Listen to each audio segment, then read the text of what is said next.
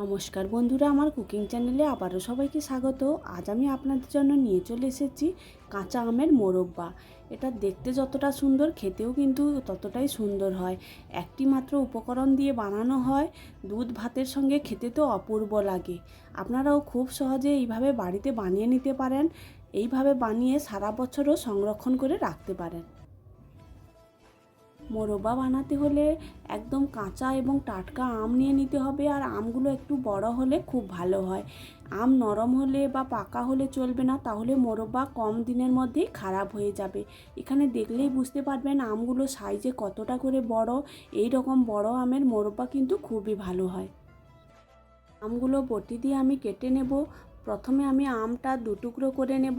এখন আটিগুলো প্রায় অনেকটাই শক্ত হয়ে গেছে, তাই সাবধানে আমটা দুটুকরো করে নিতে হবে। তারপর ছালটা ছিলে পরিষ্কার করে নেব। ওর মধ্যে যে বীজটা থাকে ওটাও ফেলে দেব।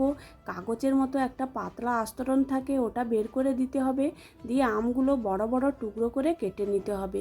মোরব্বার আম সাধারণত বড় বড় টুকরো করে কেটে নিতে হয়। আমগুলো টুকরো করে কেটে নেওয়ার পর জলের মধ্যে ফেলে রেখে দেব। সবগুলো আম আমি বড় বড় টুকরো করে কেটে জলের মধ্যে ফেলে রেখেছি। এই জলের মধ্যে আমি যে চুনে পান খাওয়া হয় ওই চুনটা 2 চামচের মতো দিয়ে খুব ভালোভাবে মিশিয়ে নেব। চুন দিলে আমের যে কষটা থাকে সেটাও খুব ভালোভাবে পরিষ্কার হয়ে যাবে, আর আমের যে টক ভাবটা অনেকটাই কমে যাবে। এখানে আমি প্রায় 6 থেকে 7 কিলো মতো আম নিয়েছি। এর জন্য 2 চামচের মতো চুন আমি জলের মধ্যে খুব ভালোভাবে গুলে দেব। তারপর আমি একটা বড় সাইজের ছুঁচ নিয়ে নেব।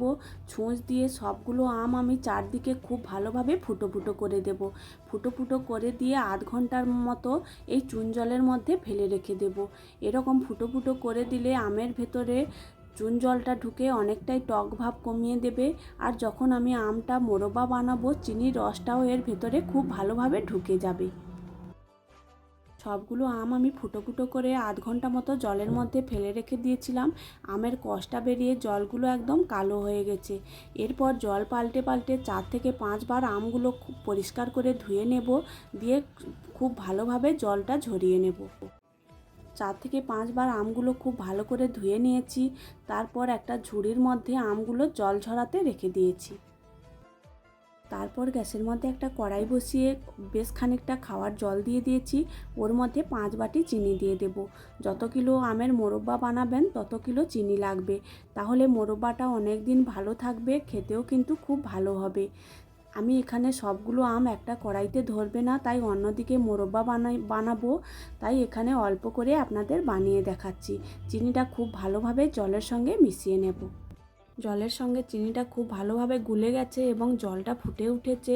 তারপর ওর মধ্যে যে গাঁতটা বের হবে ওটা একটা হাতা দিয়ে খুব ভালোভাবে পরিষ্কার করে নিতে হবে। চিনির নোংরাটা খুব ভালো করে পরিষ্কার করে নিয়েছি। তারপর এর মধ্যে আগে থেকে ধুয়ে পরিষ্কার করে রাখা আমগুলো দিয়ে দেব। সবগুলো আম দেব না, যতটা পরিমাণে লাগবে ততটাই দিয়ে দেব। দিয়ে খুব ভালো করে ফুটিয়ে নেব। 10 থেকে 15 মিনিট ফুটিয়ে নিয়েছি। কালারটা অনেকটা চেঞ্জ হয়ে গেছে এবং এই ফেনাগুলো যে বের হবে ওগুলো কিন্তু হাতা দিয়ে সব সময় পরিষ্কার করে রাখতে হবে। আর মোরব্বাটা একদিনে হবে না, হাফ ফুটিয়ে রেখে দিতে হবে, পরের দিন আবার হাফ ফুটিয়ে নিতে হবে। তার পরের দিন আবার দেখাচ্ছি, অনেকটাই জল টেনে গেছিলো, নামিয়ে ঠান্ডা করে তার পরের দিন সকালে আবার বসিয়ে দিয়েছি। যতক্ষণ ফোটাবেন ততক্ষণ কিন্তু এইভাবে ফেনা বের হবে। ফেনাগুলো খুব ভালোভাবে পরিষ্কার করে রাখতে হবে। যখন হয়ে যাবে ফেনাটা একদম পরিষ্কার হয়ে যাবে আর থাকবে না। আধ ঘন্টা মতো ফুটিয়ে নিয়েছি। অনেকটাই শিরাটা ঘন হয়ে এসেছে এবং কালারটা চেঞ্জ হয়ে গেছে। এই সময় দুটো এলাচ থেতো করে দিয়ে দিতে হবে। মোরব্বার মধ্যে এলাচের গন্ধটা কিন্তু খুবই ভালো লাগে। এটা আরও 10 মিনিটের মতো ফুটিয়ে নেব। তারপর 10 মিনিটের মতো ফুটিয়ে নামিয়ে নিয়েছি। ততক্ষণ ফোটাতে হবে যতক্ষণ না পর্যন্ত চিনির শিরাটা গাঢ় হয়ে আসে। এখানে পুরোপুরি ঠান্ডা হয়নি, ঠান্ডা হলে আরও একদম ঘন হয়ে যাবে। এখানে দেখলেই বুঝতে পারবেন কালারটা কত সুন্দর এসেছে, খেতেও কিন্তু খুব ভালো হয়। এইভাবে বানিয়ে আপনারা সারা বছরও স্টোর করে রাখতে পারেন। ভিডিওটি ভালো লাগলে আমার চ্যানেলটি সাবস্ক্রাইব করে দেবেন।